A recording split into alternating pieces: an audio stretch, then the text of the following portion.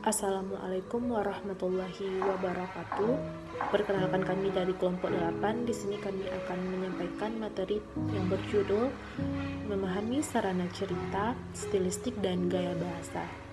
Sebelum masuk ke penyampaian materi, ada baiknya kami akan memperkenalkan diri, yaitu saya sendiri sebagai pemateri pertama, Fathia Zuri dengan NIM 19016021, dan teman saya Dwiza Oktarini sebagai pemateri kedua, serta Aji Santoso sebagai pemateri ketiga.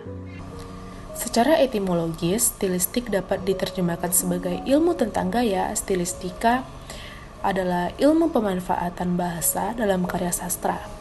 Gaya bahasa menurut Envis dalam Sayuti tahun 1994, halaman 230, ada 6 pengertian. Yang pertama, bungkus dan yang membungkus inti pemikiran atau pernyataan yang telah ada sebelumnya. Yang kedua, pilihan di antara seragam pernyataan yang mungkin.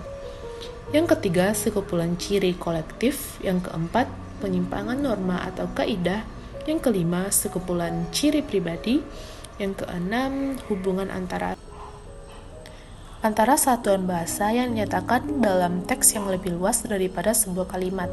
Stilistika sebenarnya hendak mengungkapkan aspek-aspek estetik dalam mengungkapkan kepetisan karya sastra. Studi ini memang berbau linguistik karena hubungan dengan sastra dan linguistik sangat sulit dipisahkan. Stilistika akan membangun aspek keindahan karya sastra. Semakin pandai memanfaatkan stilistika, maka karya sastra yang akan dihasilkan semakin menarik. Kemahiran sastra menggunakan stilistika juga akan menentukan bobot karya sastra itu sendiri. Stilistika adalah penggunaan gaya bahasa secara khusus dalam karya sastra. Gaya bahasa tersebut mungkin sengaja dan mungkin pula ditimbulkan secara serta-merta ketika pengarang mengungkapkan idenya. Gaya bahasa merupakan efek seni dalam karya sastra yang dipengaruhi juga oleh nurani. Melalui gaya bahasa tersebut, seorang sastrawan akan menuangkan ekspresinya. Betapapun rasa jengkel dan senangnya, jika dibungkus dengan gaya bahasa akan semakin indah. Berarti gaya bahasa adalah pembungkus ide yang akan menghaluskan teks sastra. Gaya bahasa memang berbeda dengan gaya bahasa dalam pembicaraan sehari-hari. Konsep dan asumsi sebelum memiliki stilistika, bahasa dan sastra memang telah memiliki gaya atau style. Gaya adalah segala sesuatu yang menyimpang dari pemakaian. Penyimpangan tersebut bertujuan untuk keindahan. Keindahan ini banyak muncul dalam karya sastra. Karena sastra memang syarat dengan unsur estetik, segala unsur estetik tersebut menimbulkan manipulasi bahasa, plastik bahasa, dan kado bahasa sehingga mampu membungkus rapi gagasan penulis. Dalam bahasa Jawa, manipulasi demikian dinamakan dengan lelewaning bahasa atau gaya bahasa. Melanjutkan materi yang kedua, yaitu tentang penelitian stilistika berdasarkan asumsi bahwa bahasa sastra mempunyai tugas mulia. Bahasa memiliki pesan keindahan dan sekaligus membawa makna. Tanpa keindahan bahasa, karya sastra menjadi hambar. Keindahan karya sastra hampir sebagian besar dipengaruhi oleh kemampuan penulis memainkan bahasa. Penelitian stilistika atau gaya bahasa memang masih jarang dilakukan. Kalaupun ada yang pernah melakukan, biasanya masih sepotong dan kurang memadai. Melalui gaya bahasa, seorang sastrawan akan menuangkan ekspresinya, betapapun rasa jengkel dan senangnya. Jika dibungkus dengan gaya bahasa akan semakin indah. Berarti gaya bahasa adalah pembungkus ide yang akan menghaluskan teks sastra. Gaya bahasa memang berbeda dengan gaya bahasa dalam pembicaraan sehari-hari.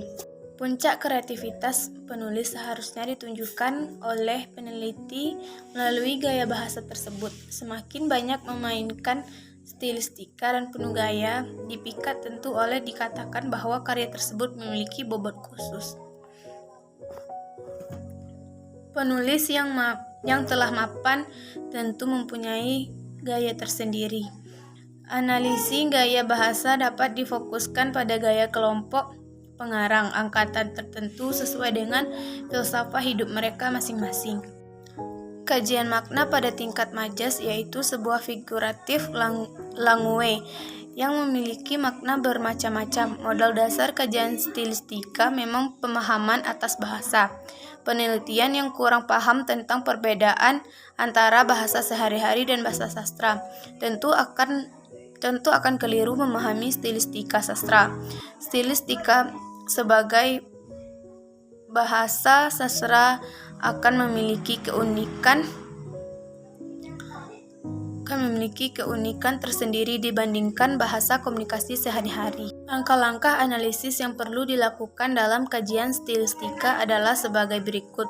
Pertama, bisa menetapkan unit analisis, misalnya berupa bunyi, kata, frase, kalimat, bait, dan sebagainya. Yang kedua, dalam puisi memang analisis dapat berhubungan pemakaian aliterasi, asonansi, 59 rima, dan variasi bunyi yang digunakan untuk mencapai efek estetika.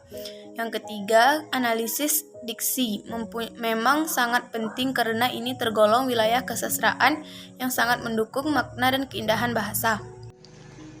Langkah-langkah analisis yang perlu dilakukan dalam kajian statistika adalah sebagai berikut. Yang pertama, bisa mendapatkan unit analisis misalkan berupa bunyi, kata, frase, kalimat, dan sebagainya.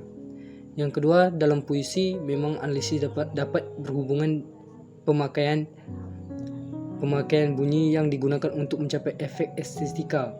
Yang ketiga, analisis definisi memang sangat penting karena ini tergolong wilayah kesastraan yang sangat mendukung. Yang keempat, analisis kalimat ditekankan pada variasi pemakaian kalimat dalam setiap kondisi. Yang kelima, kajian makna gaya bahasa juga perlu mendapat tekanan tersendiri. Kajian makna pada tingkat majas yaitu sebagai figuratif language yang memiliki makna bermacam-macam. Modal dasar kajian statistika memang pemahaman atas bahasa, penelitian yang kurang paham tentang perbedaan antara bahasa sehari-hari dan bahasa sastra. Tentu akan keliru memahami statistika sastra. Statistika sebagai bahasa sastra akan memiliki keunikan tersendiri dibandingkan bahasa komunikasi sehari-hari. Di samping itu, penelitian statistika wajib menemukan sinkronisasi gaya dengan ide dan fungsinya. Dalam membuktikan rasa keharuan merangsang daya pikir dan akal dari pernyataan itu, dapat dikemukakan bahwa kajian statistika hendaknya sampai pada dua hal, yaitu makna dan fungsi. Makna dicari melalui penafsiran yang dikaitkan dengan totalitas karya, sedangkan fungsi bersifat dari peranan statistika dalam membangun karya penggunaan statistika yang dirancang oleh pengarang guna menimbulkan efek komunikasi sastra.